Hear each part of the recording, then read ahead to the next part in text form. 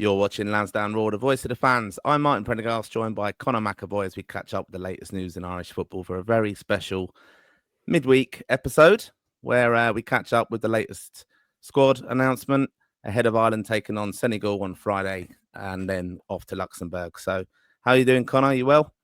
Yeah, I'm good. I'm good, Martin. It's good to be on again. It seems like we're on basically every day at the moment, but yeah, I'm good. It was good to be up in Abbottstown earlier for Mr. Hallgrimsson's presser, speaking about the squad update, which was good to see a fresh face come in with the two injury pullouts. But yeah, I'm good. How are you? Yeah, all good. Yeah, all very good. Thanks. Yeah, so just on that then, Conor was up in Dublin today, up in the city. And here we go. This is the latest Ireland squad, the updated squad, and some changes to that, obviously, with the news of injury withdrawals and a very exciting addition, we think, anyway. So we're just going to show you that now. So the squad for the games against Senegal on Friday, the 6th of June, and then off to Luxembourg on Tuesday, the 10th of June. Tickets are still available as well for the Raw faithful. If you haven't got your tickets yet, do get your tickets for the home game as well. We need a big support now of Heimer's team as we head off into these friendlies and then obviously the qualifiers starting in September. But goalkeepers are Caoimhin Kelleher, Max O'Leary and Josh Keeley. Defenders Robbie Brady, Nathan Collins, Matt Doherty, Josh Honohan, Jake O'Brien, Andrew Omobomadeli, Darragh O'Shea and Liam Scales. And midfielders Jason Knight, Killian Phillips, Will Smallbone, Jack Taylor, John Joe, Patrick Finn and Andrew Moran, who is just a call up today. And then Ryan Manning, as his class as a forward, along with Festi Ebasele, Evan Ferguson, Adam Eder, Casey McAteer, and Troy Parrott. So we've had a few withdrawals, though, haven't we, from the squad? Sammy Schmoddix and Seamus Coleman, our captain, has withdrawn from the squad. What was the news up from Abbottstown about Seamus's withdrawal then, Conor? It wasn't that there wasn't too much said of it, really. He just said that he got injured in his last game at Goodison. He's out for, he said 3 weeks, I think he said the expected length. So it's not a serious injury anyway for whatever it is. So he will be back on us, you'd imagine, for pre-season anyway for Everton, which is probably the most important thing. No suggestion that some people thought that might have been him done in a green shirt after picking up an injury again. But it seems like he wants to keep battling on and probably get his body right, because even though he's old, like it's not impossible that he won't stay fit for another year. And no matter what context he's playing, why he's at Everton next season, I think even if he's not playing but he's fit and he's in the squads, he'll probably still be picked for Ireland just to be around the camp for leadership wise. But yeah, there wasn't too much said about Seamus. It was just that Everton want him to stay on in the footballing capacity. Ireland want him still to be there. It's just a pity that he picked up that injury. Yeah, it's definitely a loss from kind of a leadership thing, because there was a lot of people were a bit disappointed in the sense that he'd been called up in the first place with the limited game time he had for Everton, especially when Heimer has said, it's going to be a bit of an experimental squad. Lack of championship players, of course, giving them a holiday. We spoke about that on previous episodes, which you can go back and watch on our YouTube channel if you haven't yet subscribed. But he is such a valuable part of the squad as a leader. We've seen a lot of him, the clips obviously with Everton and things like that. So he will be a loss in that sense, but we've still got leaders obviously in the squad. And I think one thing as well, just I don't know if you mentioned it on the previous show, but Robbie Brady, great for him to be in the squad, of course, but I've seen he's also extended his contract, didn't he, by a year at Preston, which I think is a very big positive. With an option for another year to it as well. So yeah. So I'm glad though he's kind of got it down early what he's doing and obviously confirmed in the squad today. Sammy Schmoddix is also absent now. He was obviously named in the original squad, but he's had to pull out. I think he played the other day, didn't he? A little bit of a injury then, or not feeling 100% afterwards. And I guess he said ankle was swollen up after the game, so no point risking anything. Yeah. Ipswich don't want to risk him now, and he needs to be back fighting fit. I did see some of the comments obviously from Heimer on. I liked it, especially expecting that Chidozie Ogbene will be back for September, and said, he's promised that he's going to be the fittest player in the squad when he does return. So we do wish Chidozie all the best, obviously, with that. But that's probably a little bit more important to kind of chat about who's come in then. So Andrew Moran, what was the explanation on that? I think it's just, first of all, it's great news to see Andrew come in. I think everyone knows how good I think he is, and think he will be. It's just it's going to take a bit of time, really, just for him to develop more physically than anything else. But it's just he said really that I know he didn't want lads that were finishing the season on the 3rd of May really to come in, but kind of Andy kind of wasn't really playing that much anyway, so he probably hasn't had that much tax on the body this season. Well, he did probably until Christmas, until really Mark Robbins came in, and then he played a bit, and then kind of came out of the team when he changed his style of football there. But yeah, it was just a thing. He said that Andy's a very slim build as such that he's not the type that will go off in pre-season, put on a lot of weight or get very unfit, that he'd be keeping himself fit and stuff. And because he really likes him as a player, and he impressed when he came on that short cameo at Wembley that I always say to Dave about, but Dave seems to forget about how good he looked playing positively, which we lack really in midfielder. He said he's going to come in as like the closest thing to our wingerish style is what he said, but I don't want to see him thrown out in the wing because that's where he's been playing for Stoke all season. Well, he at the start, in fairness, when the old manager was there at Stoke, he was kind of playing deeper midfield, and then when Robbins came in, he was playing right wing, which is just hard to watch him playing on the wing because you don't see near the best of him. And that's what. And I asked Heimer actually about Andrew's future. Do you think he should be going to Belgium or Holland or country like that where he's not in a dog fight at the bottom of the championship on loan, or where it's a battle physically that more than technically? And I think he kind of saying that he wants. I think he's been emphasized in press conferences that how good of it is to go to countries like there or go to Scandinavia, where developmental countries where I think you're seen in them countries, Martin, as you're not seen as just a number in a squad, or whether you get promoted or relegated. It's not relying on people's jobs that it's win by any means necessary. These clubs in these countries, they make all their money by selling players, so they just want to get the best talent in and develop them as much as possible. And even if you don't win the league or you don't do that well in the league this season, if you can develop a player a lot and then recoup all that money that you invested in them, I think that's the main thing. So I think it's probably the big thing with Andy, because how talented he is. He's as good as anyone Irish footballer technically wise, and his football brain. It's just some of the stuff when you watch him play does exceptionally well. It's just physically really that I don't think he's suited to playing when he's going on loan to go in the EFL. It's probably unlikely he'll probably break into the Brighton first team after pre-season this summer, but he'll have so many options. You just hope that it's an option abroad, because I just don't think playing in England, unless it's playing in the Premier League, would really suit him really. But yeah, are you happy to see him come in, or would you want someone else? No, I'm quite happy to see him come in. I think it's good. And I kind of take on board what you're saying there about his development as a player. I think that's really interesting that I kind of asked that question in the first place. I know that we'll be clipping that, no doubt, later on. But, it's right, though. Like because the kind of understanding of where our Irish players are, and we're thinking, look, I know there was, I read an article earlier, I can't remember who it was by, but it was just saying, obviously, the Irish lads relegated this year. Is quite damning for their development, and they're going down to the Championship. Obviously, some have gone down to League One as well. But it's such a difficult league, the Championship, and so competitive, and so results driven. And I'm not being dismissive of the Belgium or Scandinavian league saying that, but it doesn't allow these players to then to technically develop. They are in a dogfight, like you said, for points, and these really promising technical players don't get the chance to develop because of that. So it's a really interesting point, I think. It's not even the technical ones, Martin. The prime example to me is Jason Malumbi. We watched Jason Malumbi, what was it? Probably 5 seasons ago at this stage, where he went out loan to Millwall, if you remember. And he absolutely tore it up. And Millwall was absolutely exceptional. Went back to Brighton that summer. Actually, he started against United in the League Cup when he went back to Brighton because he done so well. And they thought, yeah, this lad of the year in Championship done brilliantly. Time to bring him into the first team. But then, whatever way, he just wasn't good enough in the end for the first team at that stage.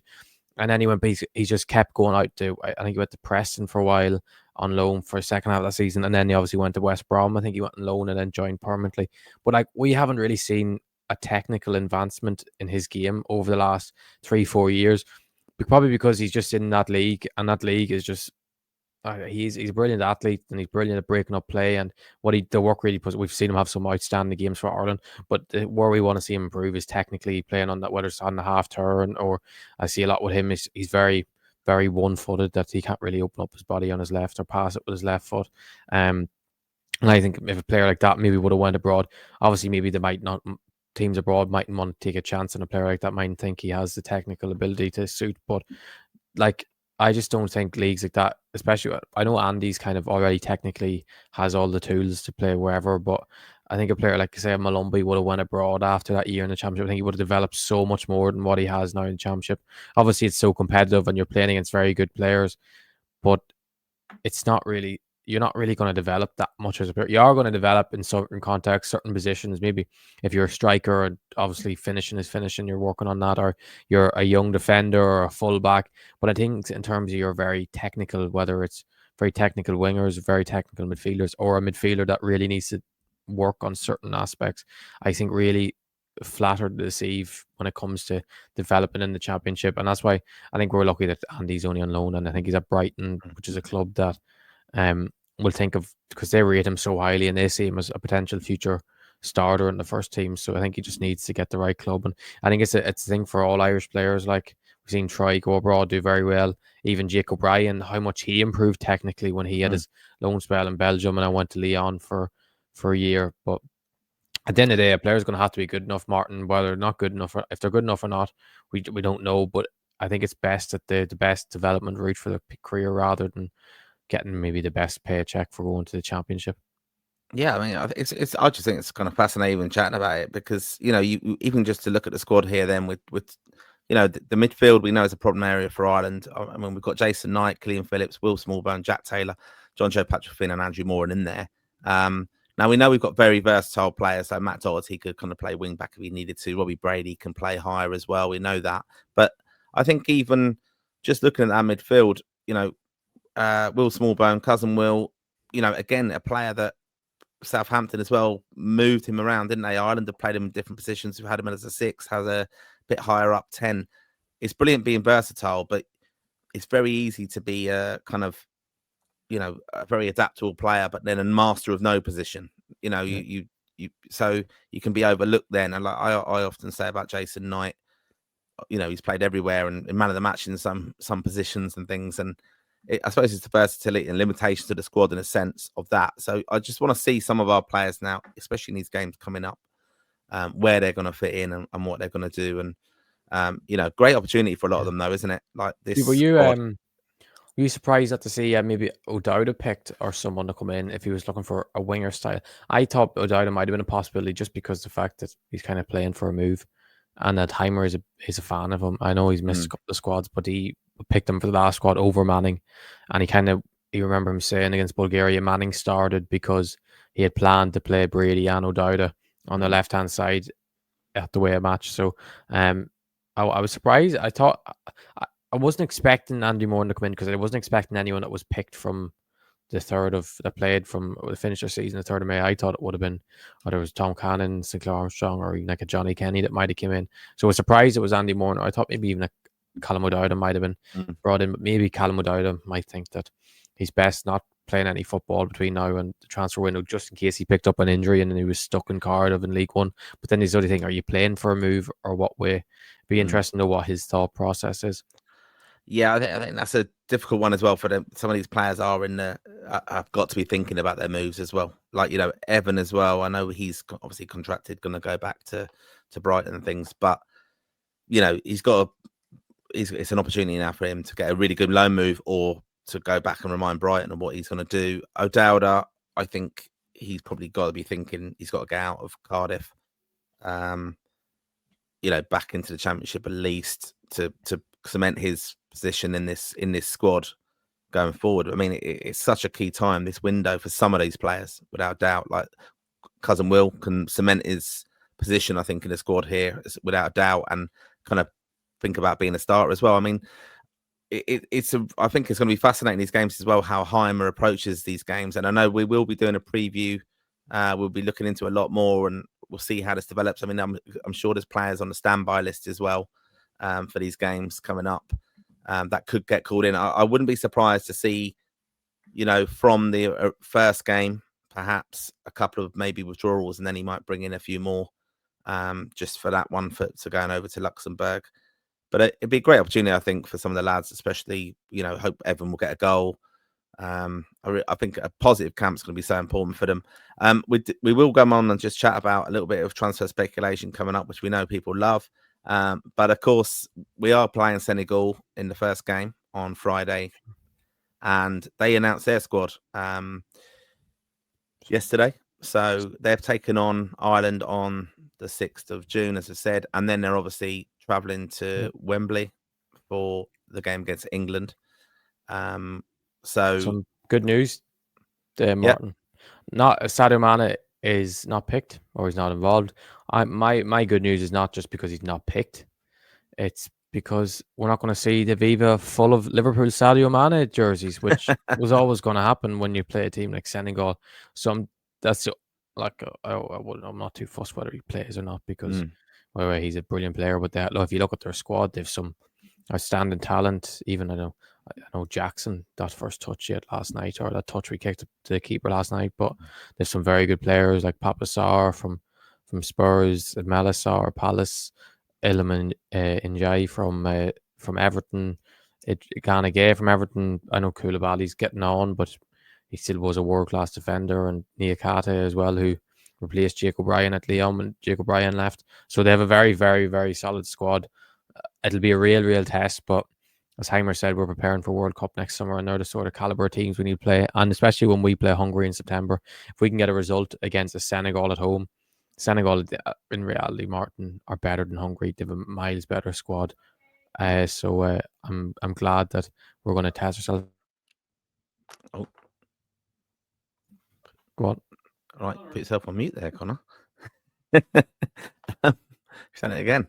No, I mean, yeah, look, there will be a massive test, of course, and that's what we want, obviously, for these friendlies and stuff, and you know, lots of speculation of who was going to be coming over to Dublin. I mean, it's one that the fans will hopefully get behind.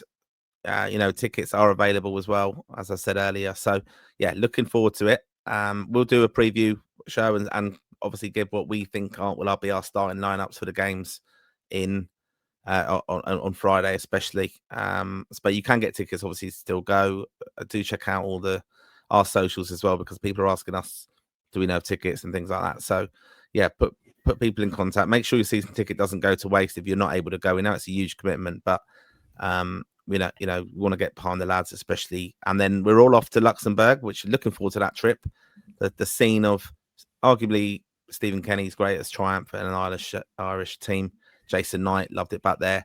A fantastic trip was had by there. Orange jersey the last time, yeah. And we've got yeah, there was about 400 fans are going on this one. It's a quite low number of Irish fans going, but you know, look, we know that September, October, November is the key time for Ireland. That its qualification campaign really kicks off in earnest. So looking forward to it, and safe travels to all are going. But we will obviously be covering that with our pre-match shows from inside the stadiums, obviously the aftermath of those games. So make sure you have subscribed to the channel where we post up all our videos, of course, and we're going to get lots of content out about that as well. So we do have some transfer speculation as well, because, you know, 1st of June, is it? Everyone's out of contract technically, or another year into their contracts. I think July. So, July is when the when the contracts, but the transfer window opens. No, or in a couple of days. One of your favourite players. We'll start now. I want to tease you into this, Connor. I'm going to tease you into it. We're going to speak about Caoimhin Kelleher first of all. Premier League winning Caoimhin Kelleher. Hurts to say that, but you know, he's been linked with Brentford now. A fantastic goalkeeper. You know, this is his opportunity. I've seen in the aftermath of their league win and presentation of the trophy. You know, he feels he can be a number one now somewhere. And he will be a man highly in demand. Linked with Brentford, they're trying to get their business done early. What's your thoughts on that? That could be it could be a brilliant move if he goes there for Ireland. If obviously they keep Nathan Collins as well, and perhaps bring in a couple of other Irish lads as well. So, is there going to be an Irish revolution down in Brentford? I don't know. I just don't know how good of a move it is. Like, he needs to move, and he needs to play at a very good level, which Brentford are at a very good level. But I just can't help but feel that a Newcastle and Aston Villa, because if Emmy Martin is going, or if Brighton, Verbruggen goes to Brighton because they're in Europe as well. Like, I just feel like a team playing in European football is the next step for him. Like, I know Brentford, like, thing is, at the end of the day, Thomas Frank even said himself, they are a selling club. When they get a player that does really well, they sell them. And Caoimhin is 26. I know people are like, oh, the goalkeeper's prime, this, that, he won't be at least 30. But like at the end of the day, no one really buys a 30-year-old keeper anymore. It's like, how many he's going, what, you want him to spend, what, 2 years maybe at Brentford and then move on? Like, because no one, like, I know the thing is, if he went there, I wouldn't be disappointed, but I can't help but feel that maybe like even Chelsea, like Chelsea need a new keeper, Spurs probably need a new keeper at Vicario, not doing that well. Like, I just can't help but feel there's probably a European club there somewhere, someone even abroad playing in Europe that would make sense. I know what Mark Flecken leaving Brentford, that opens a door. Kelleher will be cheap and he's the perfect keeper for any Premier League team because how good he is. But I would kind of be half disappointed. Not half, I wouldn't be disappointed. The word probably isn't disappointed. I'd just be just content with the move. I wouldn't be delighted with it. I'd be happy that he got the move there, and he'd do excellently well there. Because the thing is, Collins isn't going to be there in the long run, really, because he's too good to just stay Yeah. at a mid-table Premier League side, which at the end of the day they're a very good side, but I don't see them growing a huge amount more than what they are. I think they've kind of reached their ceiling. It's like, how long can they stay as what they are now? But yeah, because I know he's been linked to, I think West Ham thrown about, Leeds being thrown about. But yeah, like West Ham, I know West Ham are kind of a basket case. You don't know how, one year they're good, one year they're crap, one year they're good, one year they're crap, and then so you don't know. And Leeds, I know I think Leeds will probably do all right next season compared to what they've done. They'll kind of learn a few of their lessons from what they've done before. But I don't know. I think it'd be a good move, but I don't know if it's a great move. Yeah, I'd agree with you. I think, I'd be happy if he's there with Collins and this like Irish Revolution kind of thing happening. But, his ambition and his age and where he needs to be and his experience that he's got so far, playing Champions League, he is suited to that. He's got to back himself a little bit more. Yeah, I think Newcastle, Villa, if Martinez does go, would be a decent move as well. A team that's, Brentford, yeah, they're established in the Premier League and stuff, but they could float easily mid-table towards the lower if one of their I top think players, a couple of their they're going top to lose players leave. Mbuemo this summer. They could Yeah, lose Collins, which isn't. It's not yeah, impossible to lose Collins. mm, So, like, I know we're saying about Irish Revolution, but like my dream scenario, Martin, really is with Brentford is that they lose Collins this summer and then they bring Darrow Shea in to replace him because they wanted mm, Darrow Shea last summer. That would be my dream scenario, but that's just me hoping. yeah. No, I think though he's got to be thinking. The Villa thing probably would work out better because Martinez going if it does actually go, and then um, you know it's a natural kind of thing. Champions League as well. Well, playing in Europe, obviously, and then but I mean, I don't really want him going to Chelsea, to be honest. I wouldn't want him going near West Ham. I I want him think going to Chelsea. I think Chelsea would be great. Tottenham is, well, no, it's just I just don't like Chelsea and the Irish connection with that, to be honest. But I think Tottenham is not a bad shout. Like Tottenham have got so much going for themselves. Obviously, winning their first trophy in 17 years, but Champions League football, that does send a big message out. I think the weakness as well is the goalkeeper there a little bit. So, that does set a big statement to the opposite position kind of teams, I suppose, that we're going to sign a really experienced Champions League goalkeeper, proving that he's going to be number one. He's the Ireland goalkeeper as well. There's good Irish links as well with Tottenham, of course. Robbie Keane could do a job there unless he tries to sway him and bring him over to Hungary. But I think there's a massive opportunity for Caoimhin here, and I hope he gets the choice right and gets more of a say on it and gets that right though, because he is number one now without a doubt with Ireland. And it's a shame as well for Gavin. Love Gavin Bazunu, of course, and Josh Keeley coming in. I mean, the Yeah. goalkeepers back to the Ireland squad there. Do you think there was anything? Caoimhin's number one now, but do you think any of them goalkeepers will get an opportunity in that window? Max O'Leary and Josh? Yeah, I think Max will probably play the second game. I think, Yeah. even though I think Josh Kelly's a better keeper, I think that Max will be rewarded kind of for his service as such for coming into so many camps. As Yeah. I think I said it with Dave before. He's been in so many camps as third choice keeper, and it must be. I know it's still good. You're getting to go away with Ireland and stuff, but you're just there. You're never going to play. You're just in the squad. You're the only probably player in the squad that knows you have no hope of playing no matter what. So I think he would probably think, yeah, we'll reward him. And he had a decent season in fairness in the championship. I don't know if Bristol City might recruit a goalkeeper and a different goalkeeper because he did. I've seen a few of their fans aren't that pleased with him, but he still is very good at that level. Um, I think he probably will play. Be nice if they play, even if they played him 60 minutes and then bring Josh on for the last half an hour, because it'd be great for his profile. But I think they'll probably just stay with Max just for the fact he's been there that long, and he's a. But I would do it from September on if all three are playing. If Bazuni's playing championship, O'Leary's playing championship, and Keely's playing championship, I would go with the youth, because it's not like Max O'Leary's, like, nothing against him. It's not like he's experienced head now on the squad that's going to provide any expertise that the keepers aren't, like as a legendary Shea Given or something, or even a Darren Randolph coming in.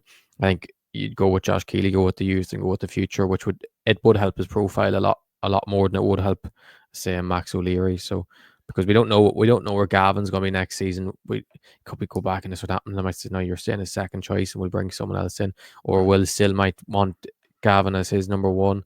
We don't know what, and then we just don't know where Keely will be. I know he'll go away with Spurs and the preseason tour and stuff, but they're not gonna throw him into first team football, like especially what happened with Kinski this season, a young lad they brought in, clearly talented, but it was just too early to have someone like that playing regular first team football. So it'll be interesting to see what happens with Josh next, wherever he goes, whether it's championship or goes to one of the big European leagues. But maybe he might think that because of World Cup next summer, if I go to Ligue 1 or go to the Bundesliga or go to the Liga or a Serie A and do well and playing every week, that'll overtake him to maybe even second choice for Ireland or whatever, and he might come into the fray. And obviously Mark Travers forgot about as well, that he'll probably leave, but I think he'll probably leave Bournemouth probably on a permanent deal this summer. But I think I think Travers has really asserted himself as a key part of the goalkeeping team, no matter where he is, second or third choice.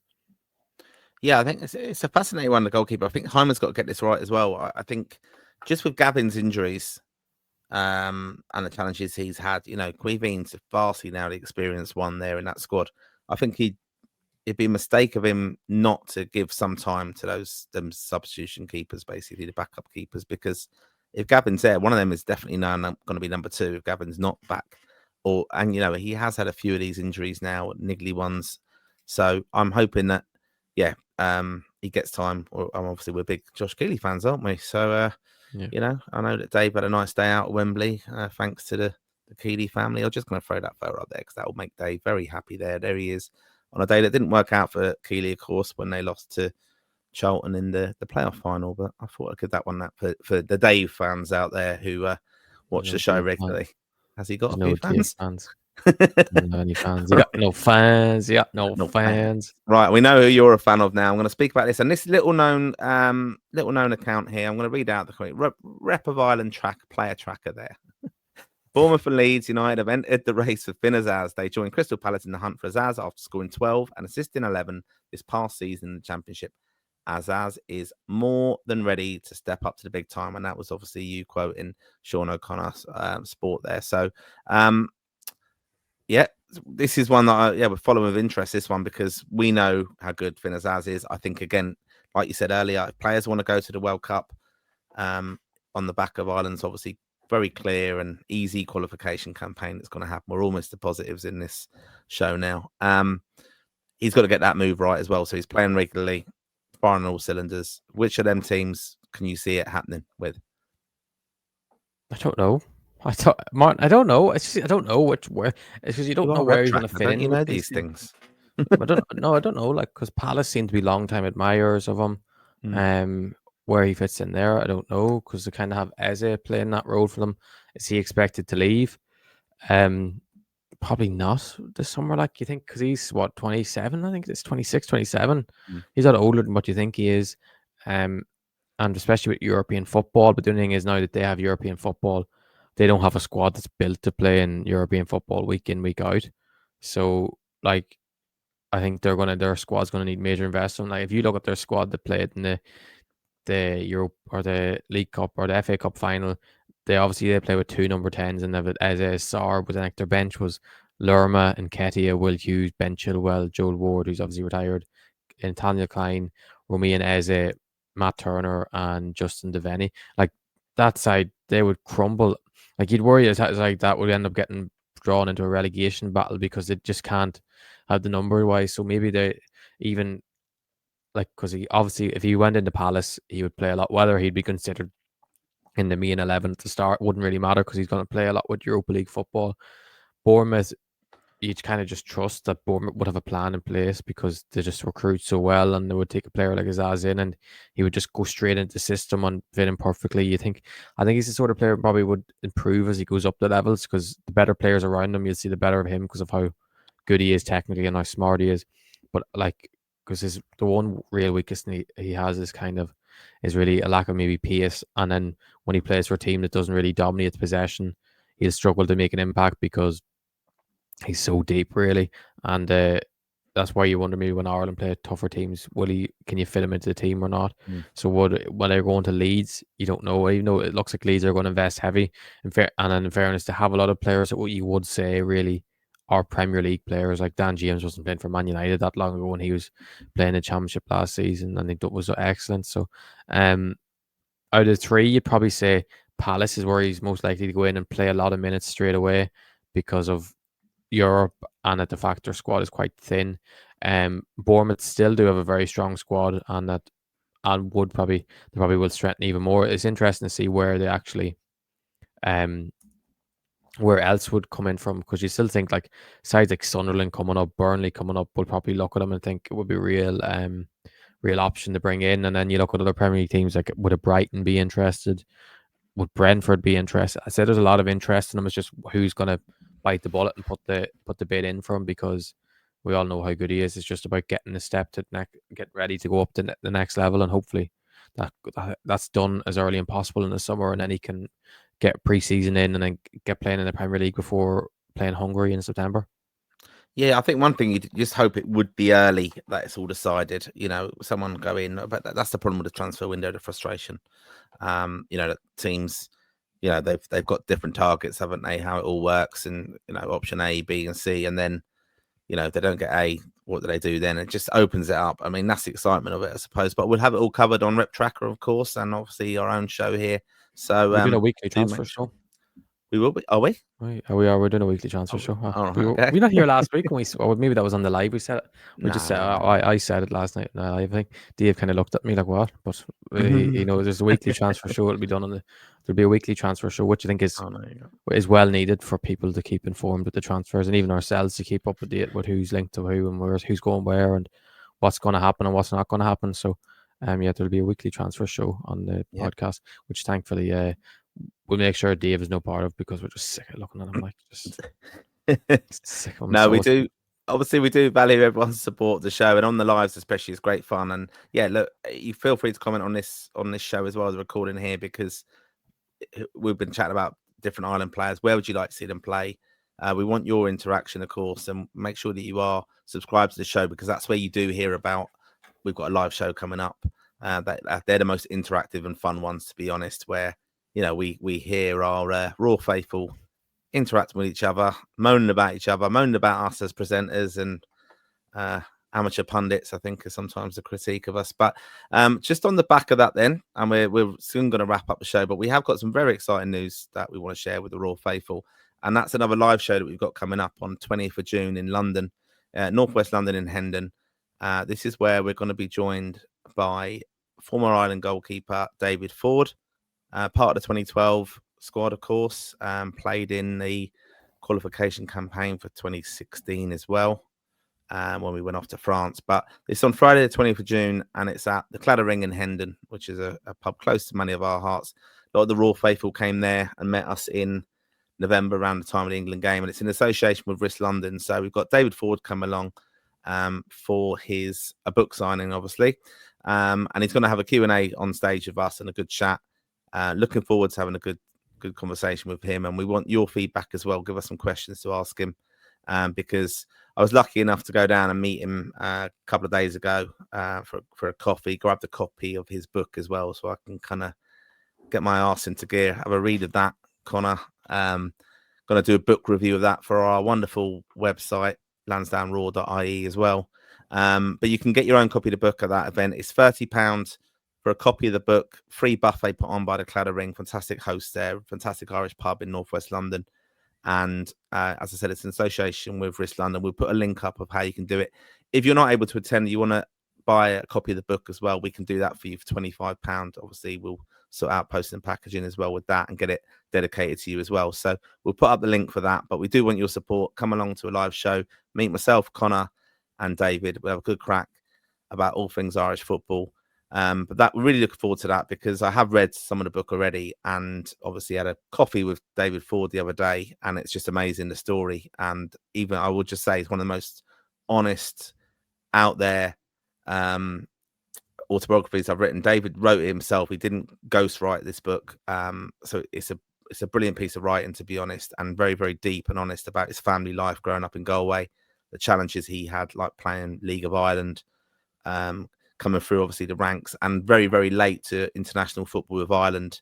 He thought his time had come and gone, but he was actually pivotal in that 2013 time, where he really helped Ireland to play like some amazing performances. And there's obviously lots of little bits about Roy Keane in there, Martin O'Neill, working with all these key names in Irish football. He was, of course, part of when Ireland last won a trophy, when we won the Nations Cup thing. What was it? Carling Nations? Yeah. So yeah, we're looking forward to that night, of course, with him, and that will be a recorded show as well that we will put out. So but if you want to be there in person, more than welcome to join us on the 20th of June, and do just check out the link in the show and all our promo of this, of course. So we do need your support. We've got a lot of live shows actually planned with some great guests coming up, because we think that's something that a lot of you will enjoy. So do check it out again there. That's David Ford on the 20th of June in the Claddering in Hendon. So Connor, you looking forward to that? Can't wait. I can't wait. I'm buzzing. But I'm looking forward first to international break, and then we can build the excitement for that more. Exactly. I mean, look, we were chatting to David Ford. When I was chatting to him yesterday, I was chatting about the goalkeepers in great depth of who he rates and things like that. So we don't want to give any spoilers away of what his thoughts are on that, because we'll have this window out the way first. And yeah, as we said, exciting now to see this squad come together. I think they're meeting up on Sunday, aren't they? So we'll get a few little more snippets and press conferences out there. I know Connor's keen to go to Dublin again to get that. And then obviously we'll have the games and all the pre-match build-up will be there. We'll have some shows where we're talking about our predicted lineups, get your feedback. Are you happy with the squad? Who do you want to see given time by Heimer over this window? And who do you think will be the star man over the window for Ireland, and perhaps cement their place in this qualification squad? So thanks, Connor, for your interaction today. Fantastic insight as well on where these players are. And Connors, you've done a lot of work as well with the underage teams recently, haven't you? Been on some press conferences with them, so we'll get a lot of content out about that as well. But thanks for joining us. Make sure you have subscribed and follow us on all our socials. And come on, you boys in green.